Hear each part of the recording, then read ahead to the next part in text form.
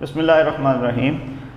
अस्सलाम वालेकुम dear students, उम्मीद है आप लोग खैरियत से होंगे। आज बेटे हमारा लेक्चर 9 है सेकेंड ईयर केमिस्ट्री से रिलेटेड। प्रीवियस वीक में आपने जितने भी लेक्चर्स पढ़े उनमें हमने ज़्यादातर पीरियड 3 एलिमेंट्स और ग्रुप 1 की कुछ प्रॉपर्टीज़ को जो है वो डिस्कस किया था।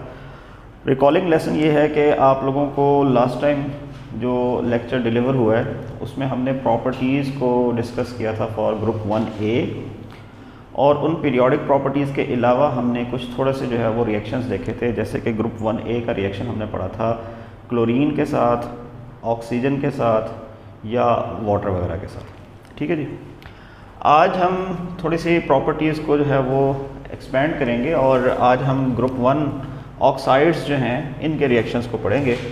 बेसिकली ग्रुप 1A में 3 तरह के ऑक्साइड्स होते हैं। एक को हम नॉर्मल ऑक्साइड्स कहते हैं, पर ऑक्साइड्स कहते हैं और सुपर ऑक्साइड्स कहते हैं। ये तीनों तरह के ऑक्साइड्स रिएक्शंस में कैसे पार्टिसिपेट करते हैं ये हमने आज देखना है।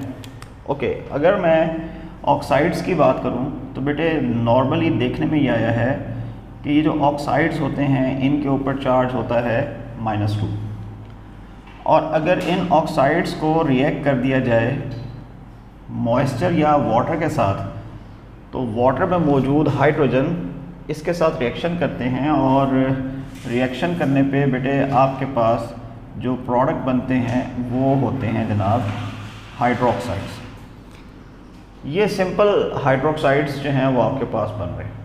ठीक है जी, इस तरह के केसेस में अगर मैं एग्जांपल देखूं तो बेटे मेरे पास है लिथियम ऑक्साइड। लिथियम ऑक्साइड को अगर मैं वाटर के साथ ट्रीट करूंगा तो मेरे पास जो प्रोडक्ट बनेगा वो होगा लिथियम हाइड्रोक्साइड। ठीक है जी, ये जो लिथियम हाइड्रोक्साइड है इसको अगर हम बैलेंस करना चाहें तो यहाँ पे 2 से मल्टीप्लाई करेंगे, बाकी की इक्वेशन खुद ब खुद बैलेंस हो जाएगी। ये चूँकि बेसिक ऑक्साइड है लिहाजा इसका हम रिएक्शन कर सकते हैं HCl के साथ। अगर 2 HCl मॉलिक्यूल हमारे पास मौजूद हो तो 2 क्लोरीन 2 लिथियम आपस में कंबाइन करेंगे, लिथियम क्लोराइड बन जाएगा, और हाइड्रोजन और ऑक्सीजन आपस में मिलकर आपको क्या दे देंगे, वाटर दे देंगे। तो बेसिकली ये एक न्यूट्रलाइजेशन रिएक्शन। इसके मुकाबले में बेटे अगर पर ऑक्साइड्स की बात की जाए तो पर ऑक्साइड मॉइस्चर एंड HCl इन दोनों के साथ एक्सोथर्मिकली रिएक्शन करते हैं। बहुत फास्ट रिएक्शन होता है। तो ये जो फास्ट रिएक्शन होता है इस रिएक्शन की कंडीशंस क्या होंगी। फॉर एग्जांपल मेरे पास पर ऑक्साइड सोडियम पर ऑक्साइड Na2O2 है। इस सोडियम पर ऑक्साइड को अगर मैं ट्रीट करता हूँ बेटे वाटर के साथ तो अब की बार हमारे पास जो प्रोडक्ट्स बनेंगे उन प्रोडक्ट्स में एक चीज़ एक्स्ट्रा होगी, उसको हम बाय प्रोडक्ट का नाम देंगे। बेसिक क्राइटेरिया वही है। अगर सोडियम का पर ऑक्साइड है और ये वाटर से रिएक्शन कर रहा है तो बेटा ये आपको प्रोवाइड करके देगा सोडियम हाइड्रोक्साइड। लेकिन पर ऑक्साइड की वजह से हमारे पास एक और प्रोडक्ट जो बनेगा वो होगा जी हाइड्रोजन पर ऑक्साइड H2O2। तो हाइड्रोजन पर ऑक्साइड की जो है वो यहाँ पे फॉर्मेशन हो जाएगी। आप अगर इस इक्वेशन को बैलेंस करें तो बेटे हमारे पास यहाँ पर 2 से मल्टीप्लाई किया जाएगा, 2 सोडियम इक्वेशन बैलेंस। हाइड्रोजन 2 हैं जबकि ऑक्सीजन 3 हैं, यहाँ पे हाइड्रोजन 2 + 2 4 हैं, इसको 2 से मल्टीप्लाई कर दें, बाकी की इक्वेशन बैलेंस हो गई। इसी तरह अगर हम सोडियम पर ऑक्साइड को रिएक्ट करवा दें किसके साथ, HCl के साथ, तो बेटा एक प्रोडक्ट जो है वो तो सोडियम क्लोराइड होगा, लेकिन दूसरा प्रोडक्ट एज एक्सपेक्टेड यहाँ पे भी हाइड्रोजन पर ऑक्साइड ही होगा। तो ये इस तरह से आपके पास जो है वो प्रोडक्ट बन रहे हैं। Last one super oxide. बेटे सुपर ऑक्साइड में आप कोई से भी एग्जांपल ले सकते हैं, लेकिन यहाँ पे हम पोटेशियम सुपर ऑक्साइड की एग्जांपल ले लेते हैं। ठीक है, आपकी बुक में ये तीनों तरह के रिएक्शंस जो हैं वो जनरल लिखे हुए हैं, तो हम जनरल रिएक्शंस की बजाय हम इसको जो है वो स्पेसिफिक कर लेते हैं, लिथियम का ऑक्साइड कर लेते हैं, सोडियम का या पोटेशियम। पोटेशियम सुपर ऑक्साइड जो है बेटे अगर इसे वाटर से ट्रीट किया जाए तो इसके रिएक्शन में आपके पास एक पोटेशियम हाइड्रोक्साइड बनता है, एक आपके पास बेटा हाइड्रोजन पर ऑक्साइड बनता है, और साथ में आपके पास ऑक्सीजन। यानी यहाँ पर जो ऑक्सीजन अवेलेबल है ये अपनी सराउंडिंग में मौजूद मुख्तलिफ़ किस्म के आयंस, रेडिकल्स, एटम्स के साथ रिएक्शन करने की कोशिश करती है। जब कोई एलिमेंट ना मिले तो फिर ये अपने ही एटम से कंबाइन करके क्या बना देती है, O2 बना देती है। तो आपके पास हाइड्रोजन परऑक्साइड का एक प्रोडक्ट बनेगा और साथ में आपके पास O2 यानी नॉर्मल मॉलिक्यूलर ऑक्सीजन मिल जाएगा। इसी तरह अगर आपके पास बेटे यहाँ पर रिएक्शन लिखा जाए for potassium super oxide and HCl, तो बेटा कहानी कुछ यूँ है कि आप पोटेशियम क्लोराइड को एज अ प्रोडक्ट लिखेंगे, साथ में आप यहाँ पे हाइड्रोजन परऑक्साइड को लिखेंगे और साथ में आपके पास बेटा ऑक्सीजन आ जाएगा। तो ये आपके पास 3 तरह के रिएक्शंस हैं जो ऑक्साइड्स ऑफ ग्रुप 1A के लिए। आपने सिर्फ इन रिएक्शंस को फोकस करना है, कोशिश करना है कि आप इनको याद रखें, ठीक है। अच्छा जी, इसके बाद हम आगे चलते हैं और इसी ग्रुप 1A से रिलेटेड एक छोटी सी कंडीशन या एक छोटा सा टॉपिक जो है वो हम और पढ़ लेते हैं, ठीक है जी। हमारे पास बेटे ग्रुप 1A में लास्ट में जो डिस्कस किया जा रहा है वो है दी thermal properties of carbonates, nitrates and hydrogen carbonates of group 1A, ठीक है जी। थर्मल प्रॉपर्टीज़ का मतलब ये है कि अगर हम इन कंपाउंड्स को हीट करें थर्मली, तो थर्मल हीटिंग के ऊपर ये कंपाउंड्स स्टेबल होते हैं, अनस्टेबल होते हैं, ब्रेक करते हैं, ब्रेक नहीं करते हैं, इनका बिहेवियर क्या होगा, उस बिहेवियर को हमने यहाँ पर जो है वो डिस्कस करना है। बेटे सबसे पहले मैं बात कर लेता हूँ हाइड्रोजन कार्बोनेट की। ये सबसे आसान है, इसके बारे में हमने मैट्रिक में भी पढ़ा था। आपको अगर थोड़ा सा रिकॉल कर दूँ मैं, तो आपने मैट्रिक में सॉल्वे प्रोसेस पढ़ा था जिसमें आप सोडियम बाइकार्बोनेट या सोडियम हाइड्रोजन कार्बोनेट तैयार करते हैं।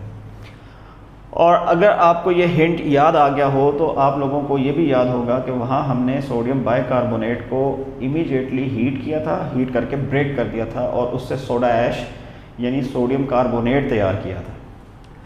तो देखने में ये आया है कि अगर बाइकार्बोनेट्स हों ग्रुप 1A के, तो बेटे थर्मली ये अनस्टेबल होते हैं।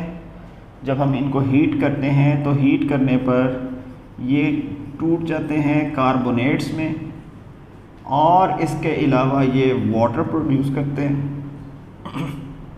और वाटर के अलावा आपके पास कार्बन डाइऑक्साइड की फॉर्मेशन होती है। तो ये 3 तरह के प्रोडक्ट्स जो हैं बेटे आपको यहाँ पे हासिल होते हैं। ओके, कार्बोनेट्स की बात करते हैं। कार्बोनेट्स में मैं आपको एक बॉर्डर लाइन ड्रॉ कर देता हूँ। कार्बोनेट्स में क्राइटेरिया कुछ यूँ है कि अगर हमारे पास बेटा लिथियम कार्बोनेट हो Li2CO3, तो ये लिथियम कार्बोनेट हीट करने पे अनस्टेबल होते हैं और इनकी स्टेबिलिटी इतनी वीक है कि ये डीकम्पोज हो जाते हैं और डीकम्पोज होने पर कन्वर्ट हो जाते हैं in the form of lithium oxide and carbon dioxide. Okay, बाकी का क्या होगा? अगर सोडियम कार्बोनेट हो और इसको आप थर्मल हीटिंग के ज़रिए डीकम्पोज करने की कोशिश करें, तो बेटा ये डीकम्पोज नहीं होंगे। All the carbonates of group 1A are stable except lithium carbonate. ठीक है जी, ये इसका ट्रेंड समझ लें, इसकी प्रॉपर्टी समझ लें, ये आपने याद रखना है। All the carbonates of group 1A are stable, thermally stable except lithium carbonate. इसकी रीज़न क्या है वो आगे चल के बताता हूँ आपको। इसी तरह हमारे पास बेटे तीसरी कंडीशन में कंपाउंड लिखे थे नाइट्रेट्स।